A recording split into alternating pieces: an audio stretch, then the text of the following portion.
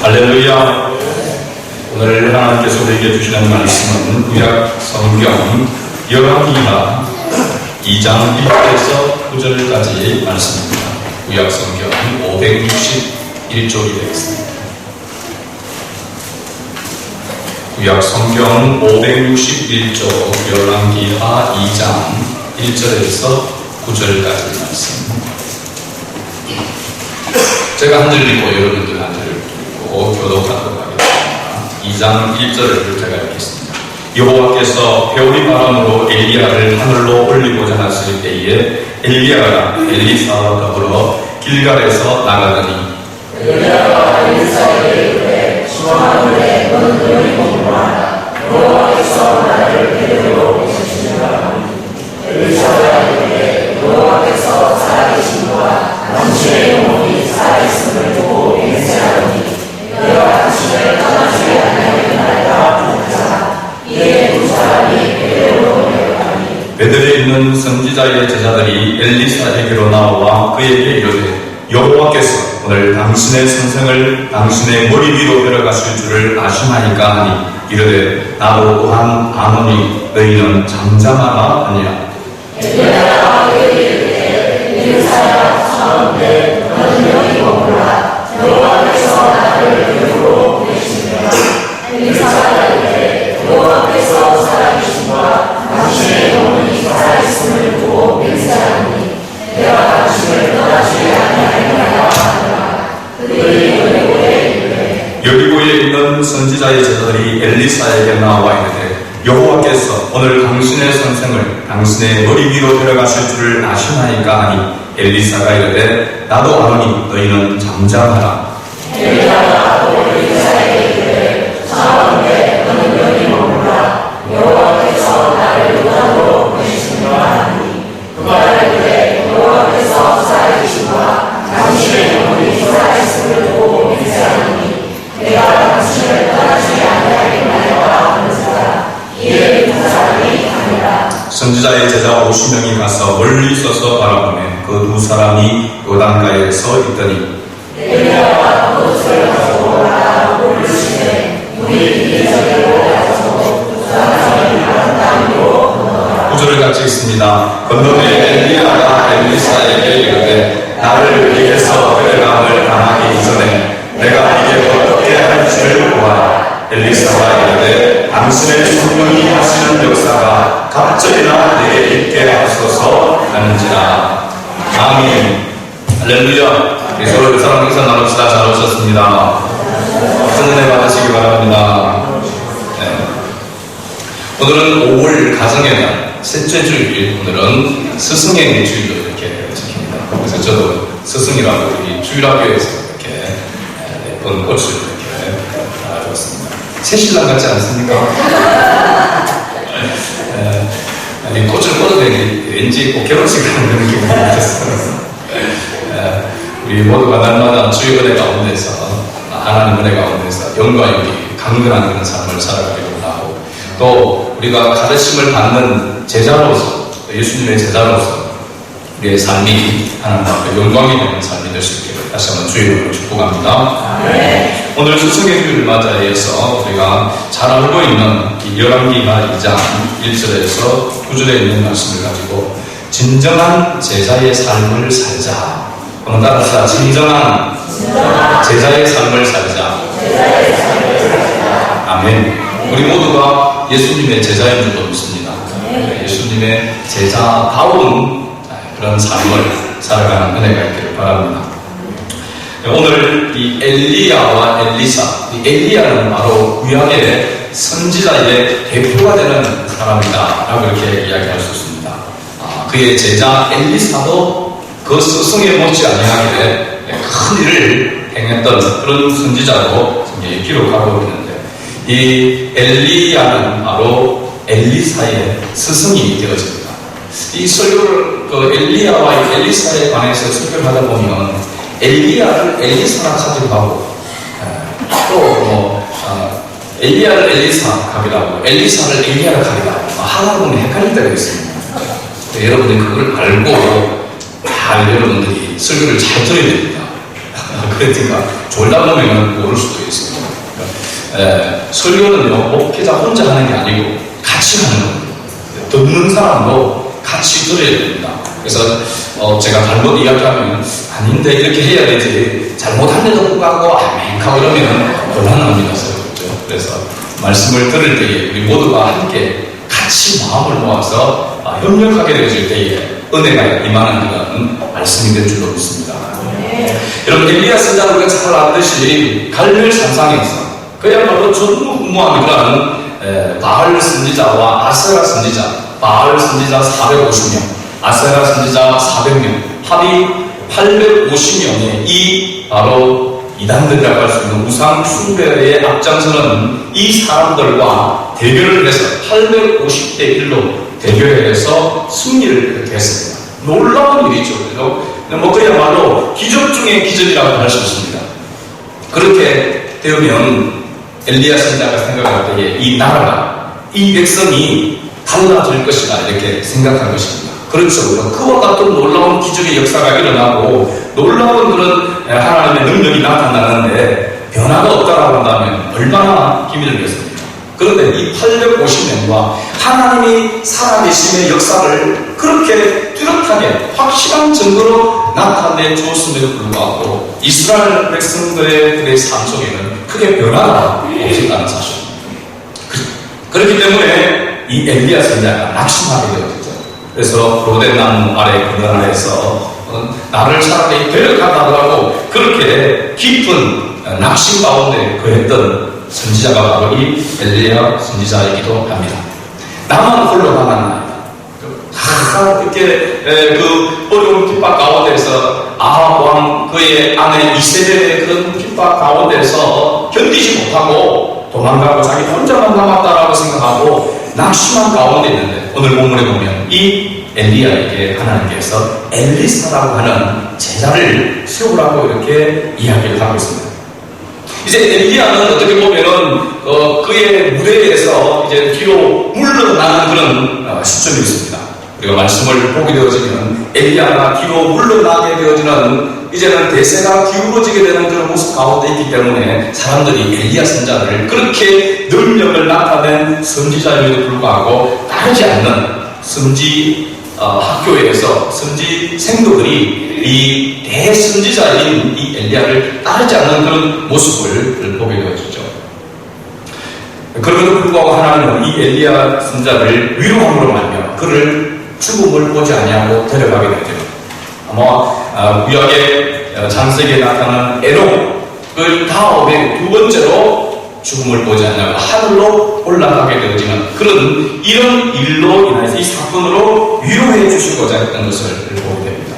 저는 오늘 이 엘리야 스승, 엘리사의 스승인 엘리야와 엘리사, 제자인 엘리사와의 이 관계 속에서 제자로서 오늘 우리가 그리스도인으로서 예수님의 제자로서 우리가 따라야 될 그러한 태도와 자세가 어떠해야 하는가 하는 것을 본문의 말씀을 통해서 교훈을 얻고자 합니다. 첫 번째로 우리가 읽었던 말씀 오늘 본문 한 절 한 절이 굉장히 좀 깁니다.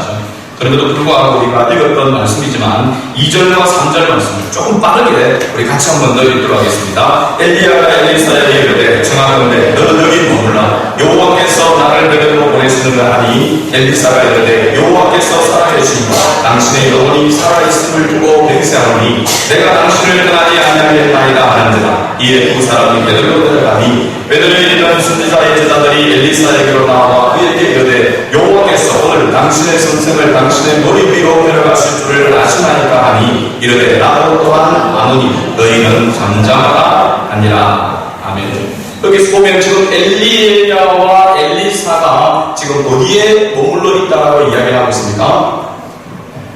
어디에 머물러 있다고 이야기하겠죠? 길갈에 머물러 있다라고 이렇게 이야기합니다. 길갈.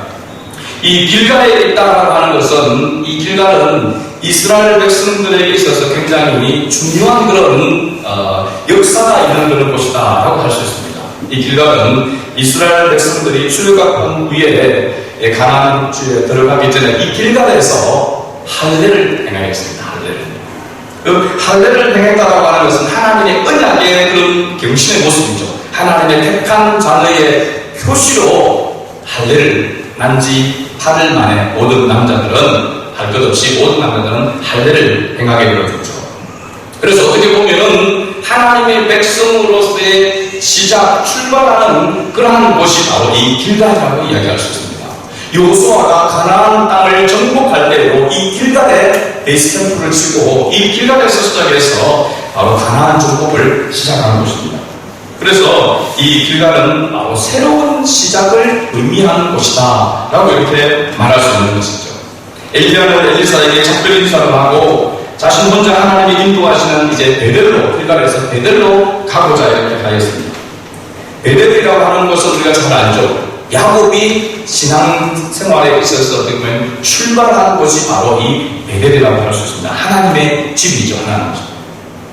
첫사랑이 있는 곳이고 사명을 받은, 사명을 깨달은 곳이 바로 이 베델이라고 할 수 있습니다. 그래서 야곱이 아니라 더 이상 바로 이스라엘로 바꿔지는, 완전히 변화되어진 곳이 바로 이 베델이라고 할 수 있습니다. 아마도 엘리야가 이 제자를 삼는 이 엘리사로 하여금 이 베델로 데리고 가고 베델로 이렇게 가고자 한 것은 하나님과의 관계 속에서의 첫사랑을 회복하고 또 하나님께서 그에게 주시는 사명을 깨닫도록 하기 위함이 아닌가 그렇게 생각되십니다. 오늘 우리가 신앙생활 가운데서도 하나님을 만났던 곳, 하나님의 사랑을 깨달았던 곳, 그런 시점, 그런 은혜가 우리 가운데 분명하게 있어야 될 줄로 믿습니다. 거기서 하나님을 만난 사람의 특징이 바로 뭐냐면 하나님을 만남과 함께 하나님이 우리에게 주신 사명을 깨닫는 것입니다. 우리 모두가 다 사명자인 줄로 믿습니다. 어떤 사람들은 하나님을 만났음에도 불구하고 하나님의 사랑을 깨달았음에도 불구하고 내 사명이 뭔지를 모릅니다. 여러분 물론 그 사명을 여러 가지 일들을 통해서 깨달을 수도 있겠지만 우리 모두에게 동일한 사명을 주셨습니다. 그 사명은 바로 하나님의 나라 확장을 위한 예수님께서 제자들에게 위임해줬던 그 명령, 대위 명령, 가서 제자를 삼고 세례를 주고 한마디로 이야기하면 예수 믿는 사람들을 다시 세우는 전도하는 것이 저와 여러분에게 동일하게 주신 사명인 줄 알았습니다. 그 사명을 어떻게 실천하느냐에 따라서 다르죠. 그 각 언사대로 어떤 사람은 직장을 통해서 어떤 일들을 통해서 여러 가지 방법대로 그것을 통해서 그 사명을 실천하게 되어지지. 사실은 우리가 예를 들어서 어떤 무슨 장이 되어지고 국회의원이 되어지고 예를 들면 판사가 되어지고 하는 것이 사명이 아닙니다. 내 사명은 판사다, 내 사명은 의사다, 그 자체가 그 뭐가 되는 것 자체가 사명이 아니죠. 그건 하나의 사명을 실천하기 위한 도구인 줄로 믿습니다. 근데 우리는 사명을 실천해야 될 그것을 목표로 두지 아니하고 사명을 실천하기 위한 도구를 마치 사명처럼 생각할 때가 많다는 거죠. 의사가 되면 그래서 목표 달성, 사명을 다 했다고 생각하는 거죠. 아닙니다. 그렇죠? 의사로서 주님의 복음을 전하는 삶을 살아가는, 하나님 나라를 위해서 삶을 살아가는 것이 사명이 되는 것입니다. 그러니까 직장에 있는 사람은 직장에, 지금 학생은 학생으로서 각자 자기가 처해진 그곳에서 주님의 나라를 위해서 살아가고 있다면 사명을 깨닫고 사명을 따라 살아가고 있는 것인 줄로 믿습니다. 그래서 엘리야는 이 엘리사에게 이 하나님과의 관계, 하나님의 사랑을 깨닫고 하나님이 주는 그 사명을 깨닫고 나아가기를 원하는 것이죠. 사명이 있어야만 어떤 환경과 상황 속에서도 좌절하지 않고 낙심하지 않고 그 사명을 향하여 끝까지 달려갈 수 있는 줄로 믿습니다. 하나님은 그 사명을 감당하도록 하기 위해서 우리에게 은혜를 주시고 능력을 주시는 것이죠. 하나님의 사명을 감당하는 데 있어서는 우리의 힘으로 할 수가 없는 것입니다. 그래서 아마도 이 엘리야가 이 엘리사를 데리고 이렇게 가는 그 모습 오늘 보면은 베델로 하나님을 올라가라고 했다, 길갈에서.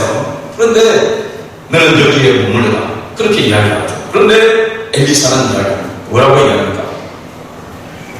여호와께서 살아계심과 당신의 영혼이 살아있음을 두고 맹세하면서 내가 당신을 떠나지 아니하겠다, 알겠다, 그렇게 이야기하잖아요. 이 이야기가 몇 번 나옵니까? 3번 나옵니다. 반복해서 3번을 이야기하고 있는 것을 보게 되시죠. 그러면서 그 가는 곳마다 하나님이 이끄시는 곳마다 거기에 하나님께서 역사하시는 하나님의 놀라운 그런 은혜가 거기에 예비되어져 있는 것을 우리가 발견하게 되어지죠.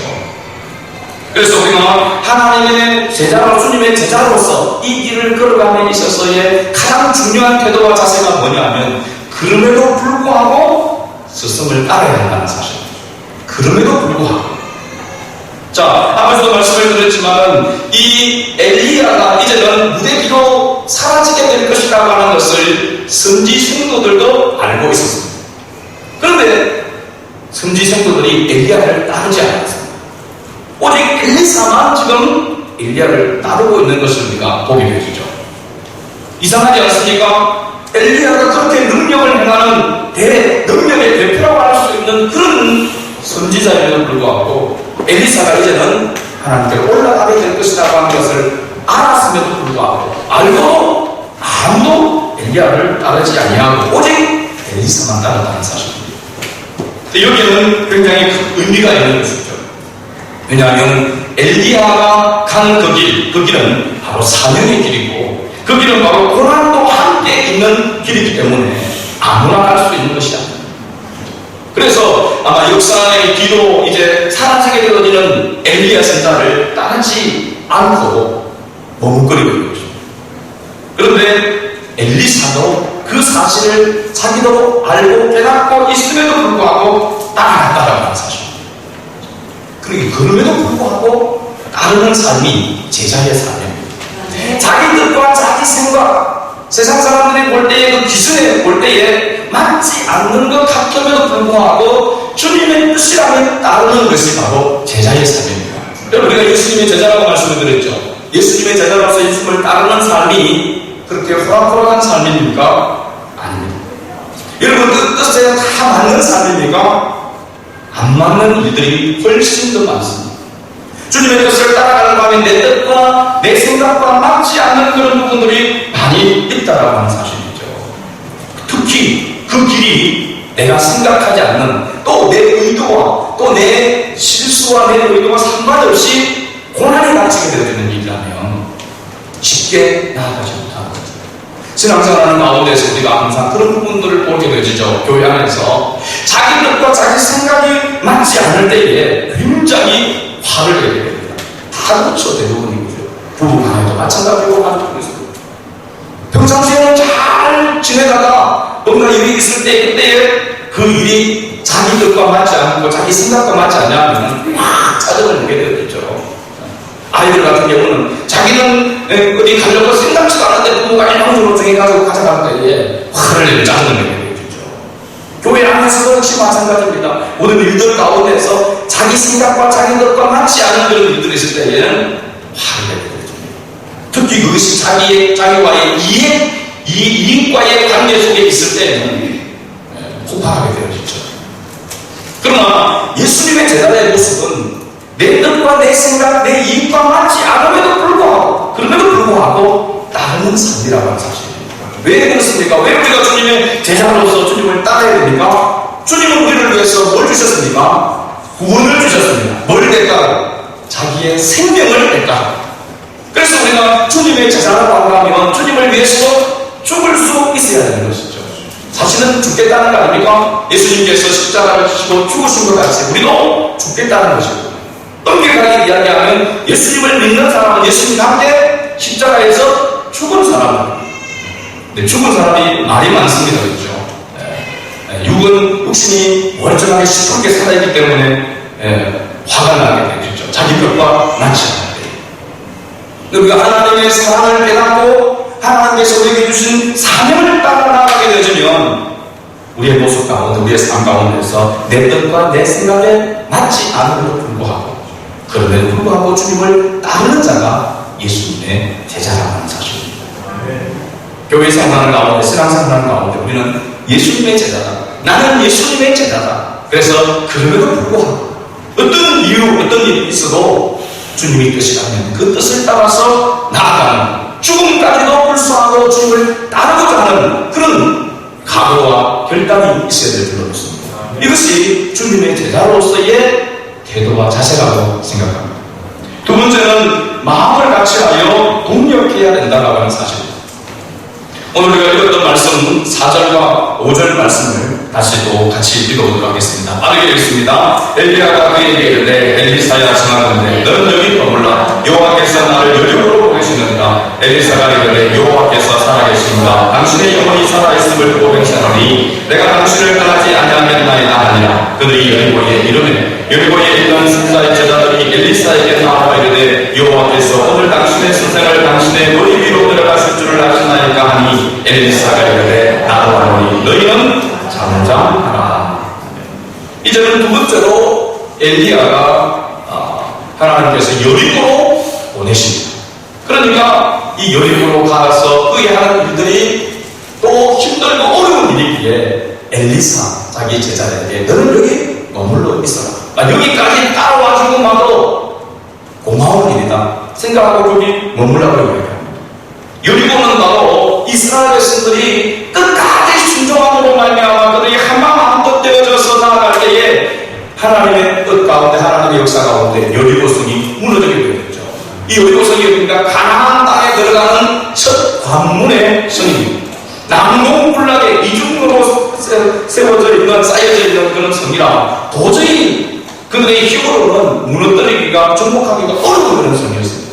근데 하나님께서 제사장들로 하여금 법궤를 내고 언약궤를 내고 앞에서 가라고 그리고 나팔을 불면서 온 이스라엘 백성들이 그렇게 해서 매일 여리고성을 한 바퀴 돌고 마지막에 6바퀴를 돌고 그 다음에 외칠 때에 여리고성이 와르르 무너졌단 말이죠. 하나님의 말씀에 따라서 끝까지 순종하고 마음을 같이하고 하나가 되어질 때에 놀라운 기적의 역사가 일어났던 것이 바로 이 여리고입니다. 역사적인 그런 장소라고 할 수 있는 것이죠. 마찬가지로 우리가 주님을 섬김에 있어서 주님의 뜻을 따라 나아갈 때에 우리가 주 안에서 한 마음과 같은 생각을 가지고 주님 앞에 한 뜻으로 나아가야 될 줄 믿습니다. 교회를 우리가 세워가고 하나님의 나라를 세워가는 데 있어서 가장 어떻게 보면 중요한 부분이 하나가 되어져 있는 것입니다. 성령 안에서 성령이 하나 되게 하심을 힘써 지키라. 교회에 주님께서 명령하신 것이죠. 성령이 하나 되게 하심을 힘써 지키라. 다시 말하면 성령 안에서 진리 안에서 같은 마음과 같은 생각을 가지고 한마음 한 뜻이 되어서 섬기라고 하는 것이죠. 그러면은 무엇이 역사하냐? 하나님의 영이 충만하게 역사하신다는 사실이죠. 우리가 하나님을 위해서 기도해야 될 줄로 믿습니다. 그러면 하나님의 놀라운 성령의 역사가 그에 더하여서 일어나게 되어집니다. 그러면 우리는 거기에서 하나님의 기적을 보게 되는 것이죠. 이스라엘 백성들이 이와 같은 기적을 보게 되어질 때에 그 과정의 모습을 보게 되면 하나님께서 세운 여호수아 지도자의 말씀을 따라서 그 언약의 말씀을 붙들고 한 사람도 거역하지 않냐고 끝까지 순종해서 하나 되어서 나아갔기에 그와 같은 놀라운 역사가 일어나게 되어졌다는 것입니다. 늘 이야기하지만 우리 교회 안에서도 우리가 하나님을 섬김에 있어서 이미 우리가 이런 놀라운 역사를 본 적이 있습니다. 경험한 적이 있지 않습니까? 교회를 건축하고 할 무릎이 가운데서 보면 저는 아무리 누구누구 생각해도 하나님의 역사가 아니고서는 교회가 이곳에 세워질 수가 없었다고 생각합니다. 정말로 우리가 생활하는 가운데에서 그 당시에 사람의 숫자도 재정은 아예 마이너스 재정이었기 때문에 아무것도 우리가 꿈도 꿀 수 없는 그런 상황임에도 불구하고 하나님께서 그 많지 않은 사람들의 마음을 하나로 묶어주셨기 때문에 믿음이 좋은 사람도 그렇지 못하고 연약한 가운데 있는 사람들도 불순종하지 않고 하나가 되었기 때문에 하나님께서 거기에 성령으로 역사하셔서 기적을 베풀어 주신 줄로 믿습니다.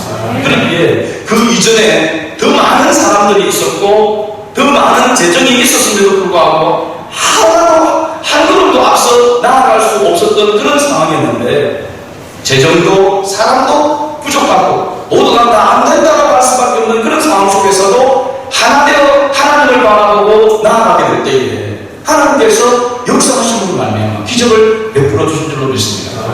앞으로도 마찬가지입니다. 우리가 하나님을 위하여 위대한 일을 우리가 위해서 나아가게 될 때에 우리가 지금도 하나 되어지고 한방 한 것에 대해서 뭔가를 하고자 한다면 하나님은 그 큰 기적의 역사를 분명하게 우리에게 베풀어 주실 줄로 믿습니다.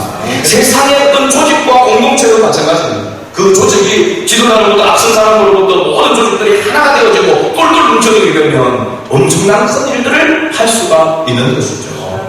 교회는 바로 하나님의 역사, 하나님의 능력이 없으면 안 되는 것이기 때문에 특별히 하나님을 바라보고 하나님의 뜻 안에서 하나님의 영광을 위해서 믿음으로 하나가 되어져 나가게 되어지면 하나님의 놀라운 기적의 역사는 반드시 나타나게 된다라고 하는 사실입니다. 오늘 이 사성교회 우리 성도들이 성령 안에서 진리 안에서 마음을 같이 하여 주님의 몸된 교회를 힘있게 세워간다면 하나님께서는 계속해서 놀라운 역사를 베풀어 주실 줄로 믿습니다. 우리가 하나님의 역사하심을 경험한다는 것, 하나님의 역사하심을 우리가 맛본다는 것, 그것이 여러분 복인 줄로 믿습니다. 그냥 일반적인 평범한 삶 가운데서는 그런 일들이 잘 맛보기가 어렵지 않습니까? 그러나 고난 가운데서 힘들고 어려운 가운데서 그때 하나님을 바라보고 나아가고 하나님께서 역사하실 때에 놀라운 기적의 역사를 우리가 보게 되는 것이거든요. 하나님이 우리와 함께 하신다. 하나님이 나와 함께 하신다. 이것보다 더 큰 축복은 없습니다. 여러분. 그것보다 더 큰 힘이 어디에 있겠습니까? 위로가 어디에 있겠습니까? 이 험악한 세상에, 이 어려운 세상 가운데서 하나님이 나의 주가 되시고 하나님이 나와 함께 하신다고 하는 것을 우리가 확신할 수 있다면 그 무엇으로 우리가 위로를 대신할 수 있겠습니까? 오늘 저와 여러분의 삶 가운데서 우리가 마음을 같이 하여 뜻을 같이 하여 합심하여 함께 사명을 따라서 주님의 몸된 교회를 섬긴다면 반드시 하나님의 놀라운 기적의 역사가 계속해서 일어나게 될 줄로 믿습니다. 마지막 세 번째, 제자는 하나님의 능력의 말씀을 붙잡고 가야 합니다. 오늘 우리 6절에서 8절까지의 말씀을 또 같이 나누게 읽도록 하겠습니다. 엘리야가 또 엘리사에게 이르되 청하건대 너는 여기 머물라. 여호와께서 나를 요단으로 보내주느니라. 아니 그가 이르되 여호와께서 살아계심과 당신의 영혼이 살아있음을 두고 맹세하노니 내가 당신을 떠나지 아니하겠나이다 하는지라. 이에 두 사람이 아니라 선지자의 제자 50명이 가서 멀리 서서 바라보매 그 두 사람이 요단가에서 있더니 엘리야가 그것을 가지고 말아 물을 주매 물이 이리저리 갈라지고 두 사람이 다른 땅 위로 건너더라. 세 번째, 엘리사에게 이 엘리야가 뭐라고 이야기합니까? 여호와께서 자신을 요단으로 보내주니 이제는 그만 헤어지자. 세 번째 이야기를 하고 있습니다. 이 말은 네가 어떤 어려움이 있어도 나를 끝까지 따르겠느냐라고 하는 어떤 의미의 테스트라고 이야기할 수 있습니다. 우리가 뭘 하더라도 3-3번을 많이 이야기해요. 성경에 보면 3-3번이 많습니다. 3-3번. 3번까지. 예수님 부활하신 예수님께서 베드로에게 요한의 아들 시몬아 네가 나를 사랑하느냐? 라고 질문을 던질 때도 그때도 몇 번 물었습니까? 3번을 믿기 때문에 이 세 번에 대한 이런 이야기가 많습니다. 그건 뭐냐면 확실하게 어떻게 보면 그 증거를 가지도록 하기 위한 그런 뜻이 담겨져 있는 것입니다. 엘리야가 세 번째로 간 곳이 바로 요단강. 대부분의 성교수를 갔다 온 분들이 제일 신나하는 곳이 이 요단강이라고 이야기합니다. 요단강이 우리가 생각하는 강, 한강이나 낙동강처럼 이렇게 큰 이런 강이라 생각하는데 가면 우리 요 앞에 흐르는 사천강보다도 더 좁은 데도 있다고 이야기합니다. 그러니까 여러분들이 이제 보고 늘 이야기하죠. 합디다 이야기하지 않고 그렇습니다라고 이야기하도록 하면 여러분 돈을 많이 벌어가지고 저를 빨리 성지순례로 보내주셔야 됩니다. 그렇죠? 아무튼 그렇다고 합디다 보니까 가서 실망을 많이 한 것이 요단강인데, 그죠? 그런데 이 당시에 이스라엘 백성들이 요단강을 건널 때는 밀을 수수하는 그런 시기라 요단강 물이 통으로 우리가 찾아야 되죠. 가득 차서 넘치려고 하는 그런 가운데 있었다고 합니다. 그러니까 그냥 건널 수 있는 그런 상황이 못 된다는 것이죠. 그런데 하나님께서 제사장들 하여금 언약궤를 메고 먼저 앞서 발을 내려서 나갈 때에 요단강을 하나님께서 갈라 주었습니다. 그냥 가기만 가는 것이 아니고 성경을 보면 분명히 드라이브를 마른 땅, 말려서 마른 땅 위로 걸어가고 있다고 했습니다. 오늘 여기에도 8절에 보면 엘리야가 그릇을 가지고 말아 물을 치되 물이 이리저리 갈라지고 두 사람이 마른 땅 위로 건너더라고 했습니다. 하나님께서 물은 갈라놓고 실퍽실퍽 하늘로 그렇게 들어가게 하지 않냐고 깨 말려서 마른 땅 위로 걸어가도록 그렇게 역사하시는 것입니다. 바로 이와 같은 하나님의 역사, 하나님의 언약의 말씀을 따라서 그 언약의 말씀을 붙들고 나갈 때에 하나님의 능력이 나타나서 요단강이 갈라져서 마른 땅 위로 건너가도록 그렇게 하신 곳이 바로 이 요단강입니다. 그러니까 하나님의 역사하심이 바로 이와 같이 하나님의 능력으로 나타나게 된다라고 이야기하고 있죠. 그러니까 엘리야가 엘리사에게 얘기해요. 내가 이제는 가게 됐으니까 네가 원하는 것을 내게 구하라고 그렇게 이야기합니다. 바로 9절 말씀에 그렇게 얘기하죠. 건너면 엘리야가 엘리사에게 이르되 나를 네게서 데려감을 당하기 전에 내가 네게 어떻게 할지를 구하라라고 이야기했죠. 내가 너에게 뭘 해주기를 원하느냐라고 이렇게 물은 것입니다. 그러니까 엘리사가 뭐라고 이야기합니까? 엘리사가 이르되 당신의 성령이 하시는 역사가 갑절이나 내게 있게 하소서 하는지라. 할렐루야. 이 말은 뭐냐면 스승보다도 내가 배로도 뛰어나서 배로도 능력을 나타내는 그런 사람이 되기를 원합니다 라고 하는 그런 뜻이 아니라 바로 엘리야 선지자가 가지고 있는 엘리야 선지자와 함께 하고 있는 그 성령을 내가 받아서 그 성령을 힘입어야만이 나도 스승이 걸어가신 그 길을 갈 수 있습니다라고 하는 것입니다. 어떻게 보면은 갑절의 은혜를 받아야 엘리야 선지자 그 스승의 시대보다도 그 시대가 더 악하고 더 힘들기 때문에 그 갑절의 은혜가 필요해서 그렇게 구한다고 할 수 있습니다. 오늘 우리도 마찬가지잖아요. 우리가 이전에 받은 은혜만 가지고 이 세상을 살아가기는 힘이 듭니다. 역부족이라고 할 수 있습니다. 그 계속해서 새 힘을 받아야 되고 이전보다도 어떻게 보면 더 갑절에 우리 믿음의 선배들보다도 더 갑절의 영광과 능력을 받아야만 이 세상을 이 죄악된 세상을 우리가 승리할 수 있는 줄로 믿습니다. 그러고 보면 오늘 우리가 이전에 우리 신앙의 선배들이 성령 충만을 받기 위해서 기도원에 가서 산에 가서 산기도를 하면서 비닐을 덮어주고 그러면서 소나무 뿌리를 뽑아야 제가 신학을 말씀에도 늘 그렇게 이야기했거든요. 목회자가 되려면 산에 가서 소나무 뿌리 하나 뽑아야 된다. 뭐 그런 이야기를 주로 했습니다. 뭐 다 뽑았는지는 모르겠습니다만, 그죠? 소나무도 소나무 나눔이 아니겠습니까? 처음부터 그걸 붙잡고 밤새도록 해도 못 뽑잖아요. 그만큼 많이 기도해야 된다고 하는 것을 역설적으로 이야기를 하고 있는 것이거든요. 그러고 보면 오늘 우리가 정말 이 세상을 바라보면서 그리스도인다운 예수님의 제자다운 삶을 살아가고 있지 못하는 그 가장 큰 원인 가운데 하나가 우리 힘으로 안 되는데도 불구하고 우리 힘으로 살아가려고 하기 때문이다라고 할 수 있습니다. 그러고 보면 우리에게 가장 필요한 것이 바로 하나님의 도우심을 구하는 것이라고 할 수 있습니다.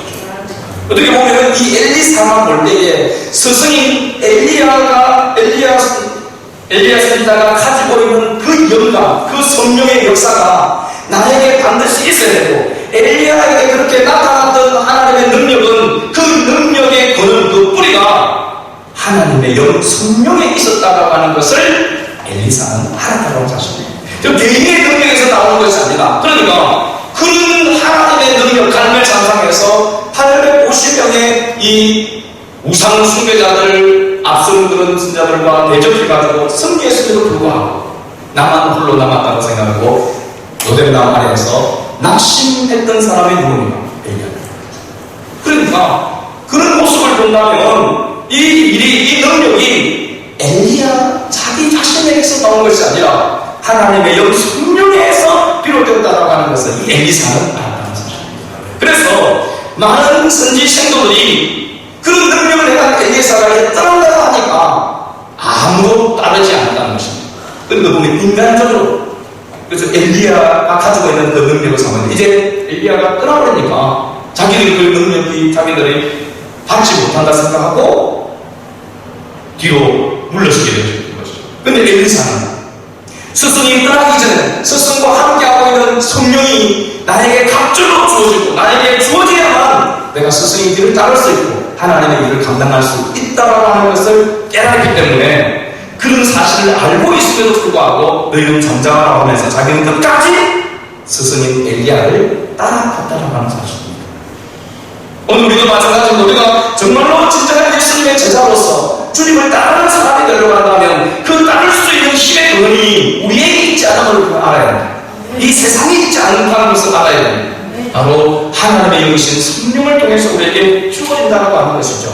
그래서 사도 바울은 오직 그라여 성령의 충만함을 받으라고 했잖아요. 명령했잖아요. 성령의 충만함을 받지 않으면 하나님의 영의 도우심을 받지 않으면 절대로 사명을 따라 살아갈 수 없기 때문이라고 하는 사실이죠. 사랑하는 여러분, 오늘 우리에게 필요한 것이 그리스도인으로서 살아감에 있어서 필요한 것이 바로 하나님의 영, 성령의 역사인 줄로 믿습니다. 이와 같은 역사를 우리가 바라보면서 하나님 앞에 기도해야 되겠죠. 목회자들도 마찬가지고 리더와 엘더들, 우리 직분자들, 교사들, 특별히 우리 아이들에게 여러분 뭔가 찬송 부르고 율동대까지 가르쳐주고 한다고 해서 그들 변화되어지는 것이 아니라 성령께서 그들을 만져주시고 성령의 역사가 있어야 변화되어지는 줄로 믿습니다. 그 변화의 주체가 앞서서 몸을 엘리야처럼 보여줘야 될 사람이 바로 목회자인 줄, 리더와 엘더요 교사들인 우리 직분자들인 줄로 믿습니다. 그리고 이와 같은 은혜가 우리 자녀들에게까지도 계속 개성되어져 가야 되는 것이죠. 아브라함의 하나님, 이삭의 하나님, 야곱의 하나님, 나의 하나님이 바로 내 자녀의 하나님으로 되어야 될 줄로 믿습니다. 내 부모님과 함께 하시는 하나님이 나의 하나님이 되기를 원하는 그와 같이 성령의 역사가 개성되어져 가는 그런 은혜가 필요한 줄로 믿습니다. 그러기 위해서는 엘리야처럼 우리가 그와 같은 모습을 보여야 되는 것이죠. 하나님의 함께하는 증거를 나타내야 될 줄로 믿습니다. 인간의 힘으로 되지 아니하고 하나님 앞에 기도하더니 내가 생각하는 것보다 다르게 부모님이 하나님의 말씀을 따라서 순종하고 그렇게 나아가더니 하나님께서 이 안 되는 일들을 이렇게 하나님께서 만들어 주셨다고 하는 것을 자녀들이 보아야 하는 것입니다. 그래야만 하나님을 찾게 되는 것이죠. 내 부모님과 함께 하신 하나님, 나에게도 함께 해 주옵소서. 바로 이것이 엘리사가 엘리야에게 구했던 것입니다. 그 능력을 받게 되어졌을 때에 엘리사도 동일하게 엘리야 선자와 같이 하나님의 능력을 나타내요. 그런데 실제로 보게 되어지면 엘리사가 엘리야보다도 더 큰 능력을 나타내더라도 성경의 기록으로 봤을 때는 알 수가 없습니다. 오히려 그만큼 하지 못했어요. 그래서 얘기했잖아요. 갑절의 영감을 받았다고 할 때에 갑절의 일을 할 수 있는 것과는 되게 다른 사실이에요. 더 시대가 악하니까 더 힘드니까 살아가기에 더 은혜를 받아야만 그만큼이라도 감당할 수 있다라는 하는 사실이죠. 말씀의 결론을 믿습니다. 오늘 우리에게도 이와 같은 은혜가 필요한 줄로 믿습니다. 매일매일 우리가 하나님 앞에 기도해야 될 부분들이 어떤 문제가 있어서 어떤 힘들고 고난으로서 하나님을 찾는 것보다도 하나님께서 나에게 주신 이 사명을 감당하기 위하여서 필요한 힘을 하나님께로부터 공급받기 위해서 하나님 앞에 기도하는 자가 되어야 됩니다. 그래서 예수님께서 너희는 먼저 그의 나라와 그의 의를 구하라. 그 다음에 이 모든 것을 너희에게 더하십니다. 할렐루야. 하나님께서 하나님의 나라를 위하여 의를 위해서 살아가고자 할 때에 하나님께서 우리에게 더하여 주시는 그런 축복을 받게 될 줄로 믿습니다. 다시 한번 우리 자신을 돌아보면서 교회를 우리가 바라보면서 하나님의 놀라운 기적의 역사, 성령의 역사가 나에게서, 내 가정 속에서, 교회 속에서 계속해서 일어날 수 있도록 하나님 앞에 간구하고 부르짖고 기도하는 우리 성도의 모든 가족들 될 수 있도록 주의 이름으로 축복합니다. 아멘.